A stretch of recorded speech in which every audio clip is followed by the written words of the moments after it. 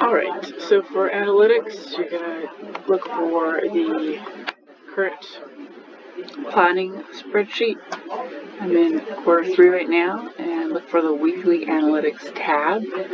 And here we're going to fill in the date. I already filled it in for the past 7 days. This spans from Tuesday of last week to Monday of this week. And I fill it out every Tuesday morning. So for these first ones here, this blue area, this is information from Hootsuite. So Hootsuite has an analytics, and it's important to note that any posts that are posted through Hootsuite will be on here, but any posts that are posted directly from those channels will not show up here as part of results. For example, like if you posted just from your phone to Instagram stories, or you posted from a device, your desktop to Facebook outside of Hootsuite, it won't track that information, so you might have to add that in after. So you go to each channel, and then right here you edit the date, so the period would be 8/24 to 8/30, and then it'll give you the rough numbers right here. So if you put your cursor over it, you can get the full amount. This will tell you the fans. So for the most part, we fill out for these first 3, it's for Instagram, the followers, the engagement, and then this is just a percentage. It'll divide the engagement divided by the followers to get you a percentage. We want to call out the lowest numbers of the quarter by making those numbers red, and that'll help us to understand what actions we should take to improve. Next would be Twitter, same thing, followers, engagement, and the engagement rate, same thing with Facebook.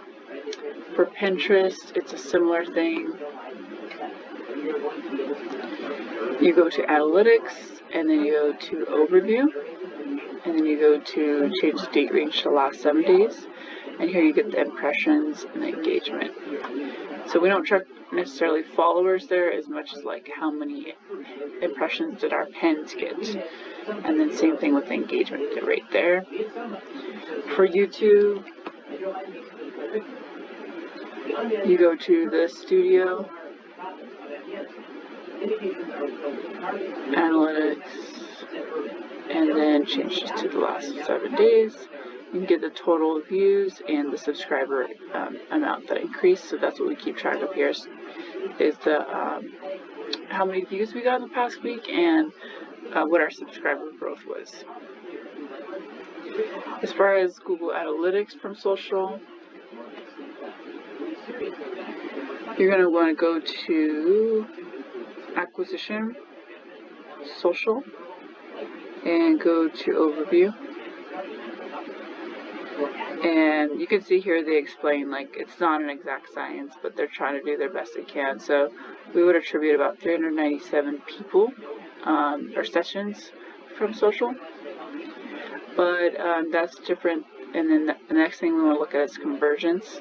So we can see the conversion value is estimated at nothing. And now we're on to emails. So for emails, we're going to go into CM Commerce. You go into the sent, and you look at the emails that we sent in the past week for Klatch, which is the e-commerce, KlatchRoasting.com emails. So this one, New Naturals, it got about 1.7K in revenue. It had a 12.7% open rate, a 1% click rate. And then we do a resend to people who didn't open it on the following day on Friday. And that was almost $1,000, 6.6 open rate, 0.5% click rate.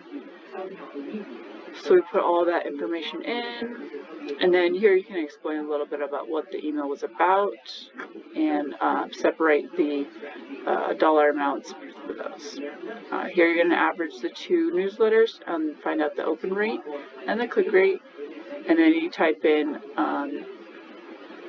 for that initial email what was the contact list we were sending to, is about 27,000 there. Next thing we're going to look at is reports.